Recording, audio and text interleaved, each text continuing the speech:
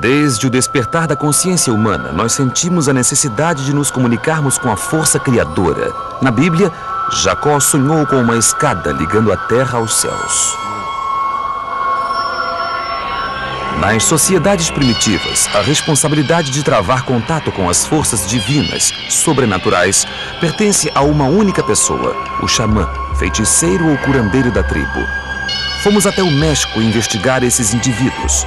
Lá, ingerindo um cacto alucinógeno, eu tive a chance de ver com meus próprios olhos o mundo oculto dos deuses.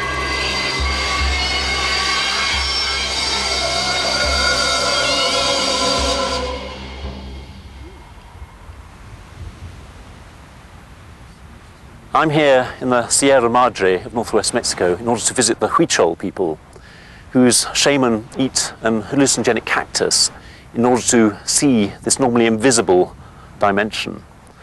And what makes these people particularly special is that once a year, the shaman leads ordinary people on this journey. I'm hoping that this year I'm going to be able to join them as they come face to face with their gods. Todos os anos, grupos de peregrinos Huichol deixam suas casas para uma viagem de 1.600 quilômetros pelo deserto de Wirikuta.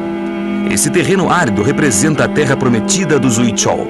É a terra dos deuses, que já foi habitada por seus ancestrais. Enquanto os Huichol continuarem a honrar os deuses e a fazerem a peregrinação, o sol continuará nascendo e a chuva caindo. Se eles falharem alguma vez, o seu mundo e o nosso deixarão de existir. A chave para essa relação com os deuses é um cacto alucinógeno conhecido como peyote. Somente quando ele é encontrado e ingerido no meio do deserto é que os peregrinos podem entrar em contato com os deuses.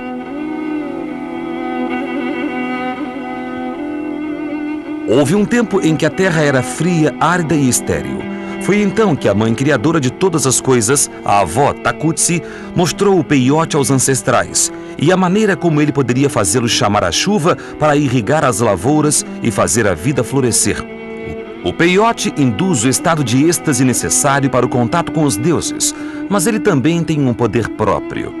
Foi ele que revelou aos ancestrais que eles faziam parte de um universo de seres interdependentes. As visões provocadas pela ingestão do peyote transportam os peregrinos de hoje em dia de volta ao tempo e ao local em que os ancestrais podiam se comunicar com todos os seres da criação. A peregrinação em busca do peyote refaz a antiga viagem até o Wirikuta, feita pelos ancestrais dos Huichol há milhares de anos. A peregrinação era feita a pé ou em lombo de mulas, mas isso ficou praticamente impossível depois dos anos 60, por causa da construção de uma grande autoestrada em um trecho importante da rota dos peregrinos. Os Huichol já foram os donos de todas as terras entre o deserto e as montanhas, mas eles foram sendo empurrados para locais distantes daqui. Primeiro pelos astecas no século XVI, pelos conquistadores espanhóis e, mais recentemente, pelos próprios mexicanos ou mestiços. Hoje, o povo Huichol vive em pequenos povoados espalhados pelas montanhas, ligados ao mundo exterior apenas por estradas de terra e trilhas. A inhospitabilidade da região ajudou os Huichol a preservar um modo de vida que permanece quase intocado desde antes da chegada dos espanhóis, embora hoje já possamos ver os lenhadores avançando até mesmo pelas encostas mais íngremes. Embora hoje vivam nas montanhas, os Huichol acreditam que houve um tempo em que seu povo morava no deserto e vivia da caça. É comum vermos estampas mostrando o peyote nos tecidos usados para fazer suas roupas. Como os alimentos não são suficientes para o ano todo, muitos Huichol deixam seus povoados para trabalhar nas plantações de tabaco no litoral.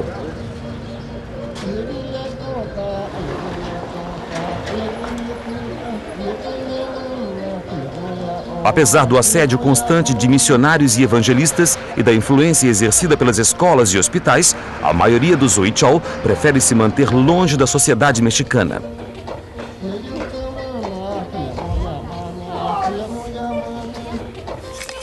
Estivemos num povoado distante, que é considerado um dos mais tradicionais entre todas as comunidades Huichol. A vida das pessoas aqui gira em torno do cultivo e da colheita do milho, a base da dieta dos Huichol. O milho, fundamental para o sustento físico do povo, está intimamente associado ao peyote, o seu cacto sagrado. A jornada em busca do peiote acontece nos meses entre a colheita do milho e a semeadura seguinte. Matserua é aprendiz de Marakami, o xamã dos Huichol, e deverá conduzir os peregrinos deste ano como parte de sua iniciação. Será a sua sexta peregrinação, mas ele deverá fazer a jornada pelo menos mais 2 vezes até os deuses lhe passarem conhecimentos suficientes. Para os Huichol, a natureza é parte inseparável da divindade e a terra onde vivem está impregnada de poderes sagrados.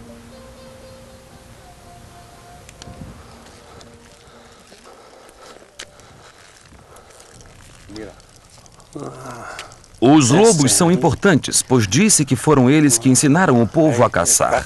Matserua nos levou até um santuário dedicado a eles. Os cantadores dizem nomás que este diz que el compañero del juego, los lobos. Entonces aquí lo tiene su peñasquito para que dejan ahí las ofrendas y sus flechas y su velita. É impossível saber ao certo quantos são os deuses dos Huichol, pois para eles todas as moitas e todas as pedras estão cheias de energia sagrada. A avó Takutsi deu a todas as coisas uma força vital, uma alma, e os humanos têm a responsabilidade de respeitar a sua criação. Essa criação e a relação dos Huichol com ela aparecem representadas nas tapeçarias tradicionais. O animal mais importante para esse povo é o cervo, nosso irmão mais velho Kayalmari, que é o espírito intermediário entre os humanos e os deuses. Somente por onde passa o Kayalmari, a beleza pode florescer. A responsabilidade de manter a harmonia entre os deuses e os humanos cabe ao Marakami, que é escolhido pelos próprios deuses.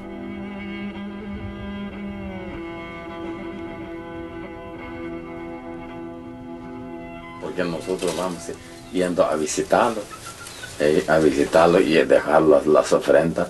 Entonces ya ellos ya nos dicen cómo qué es lo que va a pasar y si fue bien o no fue bien o faltó algo y qué pasó y cómo vamos a andarlo y vamos a andar bien o va a llover bien o no. Ahí es nada más y por eso vamos ahí. Guiados por Matserua e mais 3 Marakamis experientes, cujos sonhos indicaram o momento de iniciar a jornada, nós partimos pela trilha que cruza a Sierra. Quem ficou no povoado manterá fogueiras acesas durante a nossa ausência. Os peregrinos levam na bagagem as preces de seus familiares sob a forma de oferendas, que serão deixadas nos locais sagrados ao longo do caminho. Nós caminhamos numa fila indiana rigidamente ordenada, representando os deuses, e recebemos papéis a desempenhar durante a jornada, como o de professor, policial ou juiz. Na verdade, a organização dos peregrinos reproduz uma sociedade em miniatura. O mais velho dos Marakamis era o avô Tatewari, que seguia à frente do grupo. Atrás dele vinha Matserua, o assistente de Tatewari. No grupo, havia 3 pessoas fazendo a peregrinação pela primeira vez. Elas passaram a maior parte do tempo vendadas, já que a beleza dos locais sagrados ao longo do caminho poderia cegá-las. It's getting hotter and hotter as we descend into the lowlands, and really it feels like we've left a fortress, that Sierra that's kept the Spanish and more recently the mestizos at bay. Mas por toda parte víamos sinais da mudança dos tempos.